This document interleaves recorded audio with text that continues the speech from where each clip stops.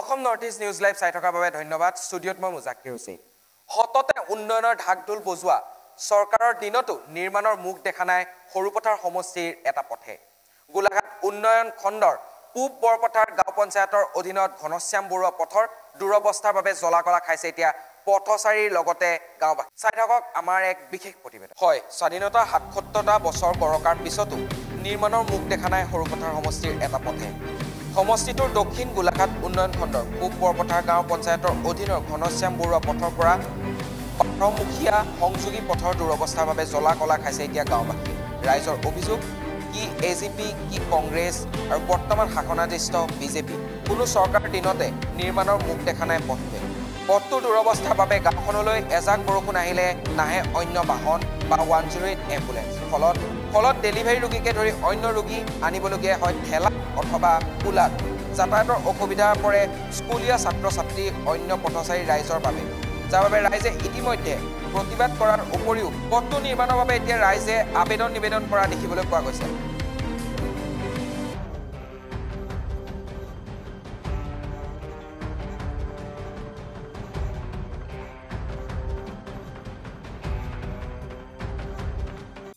School যোৱা ল'ৰা ছোৱালীৰ কাৰণেও অসুবিধা, বেমাৰী নিয়াৰ কাৰণেও অসুবিধা। 108 গাড়ী মাতিলেও আহিবলৈ টান পায়। ৰাস্তাটো বেয়া দেখি কেনেকৈ আপোনালোকে বেমাৰীবোৰ অনা নিয়া কৰে? ঠেলাত নিব লাগে, কিছুমানে দাঙিয়ে লৈ যাবলগীয়া হয়। তেনেকুৱা কষ্ট হয় তাৰমানে আমাৰ। বহুত দিনৰ পৰা এনেকৈ আছে। আজিলৈকে মানে কোনো নিৰ্মাণৰ মানে কাম লোৱা নহয়? নলয়, ল'ব বুলি শুনো, নহয়গৈহে খালি। মণ্ডল তিনিআলিৰ পৰা অৰ্থাৎ ঘনশ্যাম বৰুৱা পথৰ পৰা জালজৰি হৈ বাৰমুখীয়া মূল PWD ৰাস্তাৰ সংযোগী পথ হয়। এইটো আজি মই জন্মৰ পৰাই মানে এনেকুৱা বেয়া ৰাস্তাই দেখি আহিছিলোঁ। মাজে মাজে কেতিয়াবা দুটামান শিলগুটি পৰা দেখোঁ। কিন্তু ইয়াত আমাৰ প্ৰধান সমস্যাবোৰ হ'ল স্কুললৈ অহা যোৱা কৰা ল'ৰা ছোৱালীবিলাক পৰি ধৰি যাবলগীয়া হয়। ছেকেণ্ড কথাটো হ'ল ইয়াতে এখন ওচৰতে এখন LP স্কুল আছে, এখন অংগনবাদী চেণ্টাৰ আছে, এটা ভোট কেন্দ্ৰ আছে। আপোনাৰ কাষতে আমাৰ কণ্ট্ৰলৰ ৰেচন কাৰ্ডৰ চাউল নিবলগীয়া হয়, তেতিয়াও পৰি ধৰি নিবলগীয়া হয়। তাৰোপৰি আমাৰ যেতিয়া বেমাৰী ওলায় যে 108 নোসোমাই বাটতে থৈ অহা হয়। তেতিয়া আপোনাৰ ঠেলাই নিহে নিবলগীয়া হয়, মানে 108ত উঠাবলগীয়া হয়। ইয়াৰ উপৰি মাজে মাজে কিছুমান গাঁত আছে, খাল আছে, এইবিলাক ৰাইজে ইয়াত নিজৰ পকেটৰ পইচা টকা খৰচ কৰি পিনি শিলগুটি দিবলগীয়া বাধ্য হৈছে।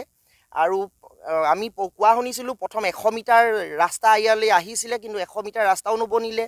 আকৌ পিছত কোৱা শুনিছোঁ কিমান লাখ টকা আহিছে, এনেই শুনিছোঁ কেইবা লাখ টকা আহিছে, কিবা চেংচনো হৈছে, কোনোবাই বনাইছে, কিবা শিলগুটি কেইটামান পেলাইছে, ইমানতে কাম মানে সীমাবদ্ধ কৰি ৰাখি থৈ দিছে। তাৰ পিছত আৰু কিছুমান সমস্যা আছে, যেনে আমাৰ ইয়াত যেতিয়া এই মাজমজিয়া আমাৰ জালজৰি অংগনবাদী বা আমাৰ LP স্কুলৰ ওচৰৰ যিখিনি মাজৰ মানুহ, সেইখিনিয়ে বাৰমুখীয়া ৰাস্তালৈ যাবলৈও প্ৰায় 1.5-2 কিলোমিটাৰ যাবলগীয়া হয়। আৰু ইয়াৰ পৰা মণ্ডল তিনিআলি মূল ৰাস্তালৈ ওলাবলৈও 1.5-2 কিলোমিটাৰ হয়। টমটম গাড়ী নোসোমায়, টমটম সোমালেও মানে নাহোঁ বুলি কয়। টমটমবোৰ যেতিয়া সোমাবলৈ লয় তেতিয়া প্ৰায় 200, 300, 500 টকা ডিমাণ্ড কৰে, মানে তাৰ তলত নাহোঁ বুলি কয়। 108 মানে মণ্ডল তিনিআলিৰ পৰা অকণমান সোমায়ে 100-200 মিটাৰমান সোমাই এটা সোণালীটোৱা প্ৰকল্প আছে, তাতে মানে 108খন ৰাখিবলগীয়া হয়। তাৰ পৰা আৰু ৰাস্তা বেয়া বুলি নোসোমায়। এই ৰাস্তাটোত মাজে মাজে কেইটামান শিল পৰা মই 2-3বাৰ দেখিলোঁ। এতিয়া মই এটা উদাহৰণস্বৰূপে কওঁ, যোৱাকালি আমাৰ ইয়াত এখন মিটিং হৈ গ'ল। অংগনবাদী কৰ্মীসকল আহিছিলে 28খন গাঁৱৰ পৰা। তেওঁলোকেও এই ৰাস্তাটোত কোনোবা এগৰাকী কৰ্মী পৰিবলগীয়া হৈছে বুলি শুনিছোঁ। আৰু তেওঁলোকেও ইয়াত মিটিঙত আহি কৈছে যে এই ৰাস্তাটো অতি শোচনীয় বা বেয়া বুলি মন্তব্য দি থৈ গৈছে। এজাক বৰষুণ দিয়াৰ পিছতে স্কুললৈ ল'ৰা ছোৱালীবোৰ মানে যাওঁতে স্কুল ক্ষতি হয়, প্ৰধানকৈ স্কুল ক্ষতি হয়। আৰু যিখিনিও যায় সেইখিনি পৰি ধৰিহে যাবলগীয়া হয়। গতিকে আমি জনপ্ৰতিনিধিক আজি অলপ দিনৰ আগতো আমি জনাই আহিছোঁ। তাৰ আগতো আমাক ইয়াৰ গাঁৱৰ পৰা ভালেকেইখন দৰখাস্ত দিছে বুলি আমি জানিব পাৰিছোঁ।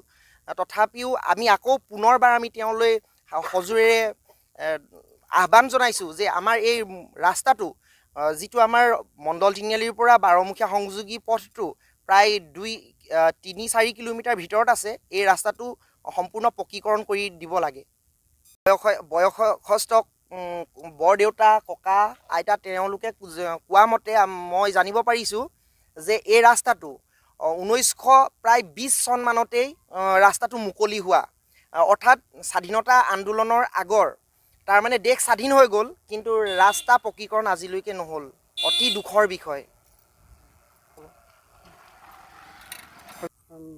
ঘনশ্যাম বৰুৱা পথৰ পৰা জালজুৰি 12মুখীয়া হৈ 12মুখীয়া PWD সংযোগী পথ এই ৰাস্তাটো বহুত পুৰণি ৰাস্তা ইয়াৰ লগৰ ৰাস্তা ইতিমধ্যে পকীকৰণ হৈ গৈছে আমাৰ এই অঞ্চলৰ ৰাইজ দুভোগ ভুগি আছে অতদিন এই ৰাস্তাটো হোৱা নাই গতিকে আমি আশা কৰিছোঁ যিকিয়ে নহওক আমি এই ৰাস্তাটো অতি সোনকালে হোৱাটো আমি বিচাৰিছোঁ যিহেতু নেকি ডেলিভাৰী মহিলাও ইয়াত ঠালা নিয়াৰো মানে উদাহৰণ আছে গতিকে আমাক ৰাস্তাটো অতি সোনকালে লাগে এই ৰাস্তাটো হ'বৰ কাৰণে প্ৰতিবাদ জনাইছিলে আমি ৰাইজৰ হৈ বিধায়ক মহোদয়ৰ ওচৰলৈ গৈছিলোঁ তেখেতৰ ওচৰলৈ গৈছিলোঁ তেখেতক আমি অনুৰোধ জনাইছিলোঁ যে আমাৰ এই ৰাস্তাটো লাগে আমাৰ ৰাস্তাটো অতি পুৰণি গতিকে আমি বহুত দুৰ্ভোগ ভুগি আছোঁ তেখেতে ক'লে মোৰ কাৰ্যকালত মই এই ৰাস্তাটো নকৰোঁ কিন্তু কি কাৰণে ক'লে তেখেতে ইতিমধ্যে এই ৰাস্তাটো ধৰণাত কিছু বিৰোধী শ্লোগান ফেচবুকত পালে সেইটো কাৰণে তেখেতে মোৰ কাৰ্যকালত নবনাওঁ বুলি ক'লে কিন্তু শেষত আমি অনুৰোধ কৰিলোঁ যে কোনোবা দুই এজনহে থাকিব পাৰে কিন্তু আমিতো তেনেধৰণে মন্তব্য বা শ্লোগান দিয়া নাই আমাক ৰাস্তাটো প্ৰয়োজন গতিকে সেইটো কাৰণে আহিছোঁ গতিকে তেখেতে শেষত ক'লে ডিচেম্বৰ মাহত কৰিম কিন্তু ইতিমধ্যে কোৱা শুনিছোঁ 12মুখীয়া ৰাস্তাত তেখেতৰ যোগেদিয়ে নে নাজানো দুগাড়ী চেনগেভেল দিলে কিন্তু এই ৰাস্তাটোত নিদিলে কি কাৰণে নিদিলে নাজানো কিন্তু জালজুৰি এই ৰাস্তাটো নিদিওঁ বুলি তেখেতে কৈছে গতিকে উপায় নাপায় ৰাইজে নিজৰ পকেটৰ পইচা খৰচ কৰি এই কিছু জেগাত শিলগুটি পেলাই অকণমান যাতায়াতৰ ব্যৱস্থা সুচল কৰি লৈছে